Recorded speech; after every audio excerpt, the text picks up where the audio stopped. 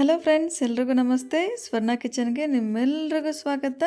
ಇವತ್ತು ನಾವು ಎಗ್ ಮಲೈ ಮಸಾಲ ಕರಿ ಮಾಡ್ತಾಯಿದ್ವಿ. ತುಂಬ ಸಿಂಪಲಾಗಿ ಮಾಡ್ಬೋದು.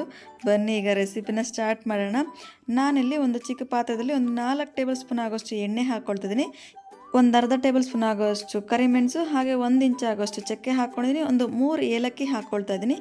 ಇದ್ರ ಜೊತೆಗೆ ನಾನಿಲ್ಲಿ ಹಾಗೆ ಒಂದು 4 ರಿಂದ 5 ಲವಂಗ ಹಾಕ್ಕೊಳ್ತಾ ಇದ್ದೀನಿ. ಹಸಿಮೆಣಸಿನ್ಕಾಯಿ ಖಾರಕ್ಕೆ ತಕ್ಕಾಗೆ ನೋಡಿ ಹಾಕ್ಕೊಳ್ತಾ ಇದ್ದೀನಿ. ಮೆಣಸು ಖಾರ ಇರುತ್ತೆ, ಹಾಗಾಗಿ ನೋಡಿ ಹಾಕ್ಕೊಳ್ಳಿ. ಹಸಿಮೆಣಸಿನ್ಕಾಯಿ, 1 ಮೀಡಿಯಮ್ ಸೈಜ್ನ ಈರುಳ್ಳಿನ ಹಾಕ್ಕೊಂಡು ಇದು ಲೈಟಾಗಿ ಸ್ವಲ್ಪ ಮೆತ್ತಗಾದರೆ ಸಾಕು. ನಾನಿಲ್ಲಿ ಲೈಟ್ ಬ್ರೌನ್ ಬರೋ ರೀತಿ ಮಾಡ್ಕೊಳ್ತಲ್ಲ, ಒಂದು ಸ್ವಲ್ಪ ಮೆತ್ತಗಾಗಲಿ. ಇದ್ರ ಜೊತೆಗೆ ಒಂದು 5 ರಿಂದ 6 ಗೋಡಂಬಿ ಹಾಕ್ಕೊಂಡು ಒಂದು 3 ರಿಂದ 4 ನಿಮಿಷ ಫ್ರೈ ಮಾಡಿಕೊಟ್ರೆ ಸಾಕು. ನೋಡಿ, ಈ ರೀತಿ ಸ್ವಲ್ಪ ಲೈಟಾಗಿ ಮೆತ್ತಗಾಗಲಿ. ಈಗ ಗ್ಯಾಸ್ ಸ್ಟವ್ನ ಆಫ್ ಮಾಡಿ ನಾವು ಮಿಕ್ಸಿ ಜಾರ್ಗೆ ಹಾಕ್ಬಿಟ್ಟು ಇದನ್ನು ಫೈನ್ ಪೇಸ್ಟಾಗಿ ರುಬ್ಕೋಬೇಕಾಗುತ್ತೆ. ಆದಷ್ಟು ಫೈನ್ ಪೇಸ್ಟಾಗಿ ರುಬ್ಕೊಳ್ಳಿ, ತುಂಬ ಚೆನ್ನಾಗಿರುತ್ತೆ. ಈಗ ಇದಕ್ಕೆ ನಾನಿಲ್ಲಿ ಹಾಲು ಹಾಕ್ಕೊಳ್ತಾ ಇದ್ದೀನಿ. ನೀರು ಬದಲಿಗೆ ಹಾಲು ಹಾಕ್ಕೊಳ್ಳಿ, ಟೇಸ್ಟ್ ತುಂಬ ಚೆನ್ನಾಗಿರುತ್ತೆ. ಈಗ ಒಂದು ಸರಿಗೆ ರುಬ್ಕೊಂಡು ನಂತರ ನಾನೀಗ ಇದಕ್ಕೆ 1 ಟೇಬಲ್ ಸ್ಪೂನ್ ಆಗೋಷ್ಟು ಶುಂಠಿ ಬೆಳ್ಳುಳ್ಳಿ ಪೇಸ್ಟ್ನ ಸಹ ಜಜ್ಜಿಬಿಟ್ಟು ಹಾಕಿದ್ದೀನಿ. ಈ ರೀತಿ ಜಜ್ಜಿಬಿಟ್ಟು ಫ್ರೆಶ್ ಆಗಿ ಹಾಕೋದ್ರಿಂದ ಫ್ಲೇವರ್ ತುಂಬ ಚೆನ್ನಾಗಿರುತ್ತೆ.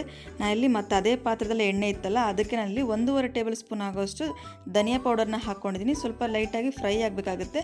ಹಾಗೆ ನಾವೀಗ ಏನು ಮಸಾಲ ರುಬ್ಬಿಟ್ಕೊಂಡಿದ್ವಿ, ಈಗ ಮಸಾಲನೂ ಸಹ ಹಾಕ್ಕೊಳ್ತಾ ಇದ್ದೀವಿ. ಹಾಕ್ಕೊಂಡು ನಂತರ ಈಗ ಇದಕ್ಕೆ ಒಂದು 100 ml ಆಗೋಷ್ಟು ನೀರನ್ನ ಹಾಕ್ಕೊಳ್ತಾ ಇದ್ದೀನಿ. ರುಚಿಗೆ ತಕ್ಕಾದಷ್ಟು ಉಪ್ಪನ್ನ ನೋಡಿ ಹಾಕೋಬೇಕಾಗುತ್ತೆ. ಈಗ ಇದನ್ನೆಲ್ಲ ಚೆನ್ನಾಗಿ ಮಿಕ್ಸ್ ಮಾಡಿಕೊಂಡು ಒಂದು ಮೀಡಿಯಂ ಫ್ಲೇಮಲ್ಲೇ ಇಟ್ಕೊಂಡು ನಾವು ಒಂದು ಕುದಿ ತಗೊಂಡ್ರೆ ಸಾಕಾಗುತ್ತೆ. ಉಪ್ಪು ಖಾರ ಒಂದ್ಸರಿ ಚೆಕ್ ಮಾಡ್ಕೊಳ್ಳಿ. ಅದಾದ ನಂತರ ನಾವೀಗ ಬೇಯಿಸಿ ಎಣ್ಣೆದಲ್ಲಿ ಫ್ರೈ ಮಾಡಿ ಇಟ್ಕೊಂಡಿರೋ ಮೊಟ್ಟೆನ ಹಾಕ್ತಾ ಇದ್ದೀವಿ. ಈ ರೀತಿ ಎಣ್ಣೆದಲ್ಲಿ ಫ್ರೈ ಮಾಡಿಬಿಟ್ಟು ಹಾಕ್ಕೊಂಡ್ರೆ ತುಂಬ ಚೆನ್ನಾಗಿರುತ್ತೆ ಟೇಸ್ಟ್. ಹಾಗಾಗಿ ಬೇಯಿಸಿ ಅದಾದ ನಂತರ ಎಣ್ಣೆದಲ್ಲಿ ಫ್ರೈ ಮಾಡಿ ಆಮೇಲೆ ಹಾಕ್ಕೊಳ್ತಾ ಇದ್ದೀನಿ. ಈಗ ಒಂದ್ಸರಿ ಚೆನ್ನಾಗಿ ಮಿಕ್ಸ್ ಮಾಡಿಕೊಂಡು ಉಪ್ಪು ಖಾರ ಕರೆಕ್ಟಾಗಿ ಚೆಕ್ ಮಾಡಿಕೊಂಡು ಇನ್ ಕೇಸ್ ಕಡಿಮೆ ಆ ರೀತಿ ಇದ್ದಾಗ ಅಡ್ಜಸ್ಟ್ ಮಾಡಿಬಿಡಿ. ನಾನಿಲ್ಲಿ ಸ್ವಲ್ಪ ಸ್ಪೈಸಿಯಾಗಿ ಮಾಡಿದೆ. ಕರಿಮೆಣಸು ಹಾಕಿದ್ವಿ, ಹಾಗೆ ಹಸಿಮೆಣಸಿನ್ಕಾಯಿ ಹಾಕಿದ್ವಿ. ಇದೆರಡೂ ಹಾಕಿದಾಗ ಖಾರ ಜಾಸ್ತಿ ಆಗಿಬಿಡುತ್ತೆ. ಹಾಗಾಗಿ ಸ್ವಲ್ಪ ನೋಡಿ ಹಾಕ್ಕೊಳ್ಳಿ. ಖಾರ ಕಡಿಮೆ ಇಷ್ಟಪಡೋರು ಒಂದು ಸ್ವಲ್ಪ ಕಡಿಮೆ ಹಾಕ್ಕೊಳ್ಳಿ, ಕರಿಮೆಣಸು ಅಥವಾ ಹಸಿಮೆಣಸಿನ್ಕಾಯಿನ. ನಾನಿಲ್ಲಿ ಒಂದು 2 ಟೇಬಲ್ ಸ್ಪೂನ್ ಆಗೋಷ್ಟು ಕೊತ್ತಂಬರಿನ ಹಾಕಿ ಚೆನ್ನಾಗಿ ಮಿಕ್ಸ್ ಮಾಡಿಕೊಂಡು ಡೈರೆಕ್ಟ್ ಸರ್ವ್ ಮಾಡ್ಕೊಳ್ತೀನಿ.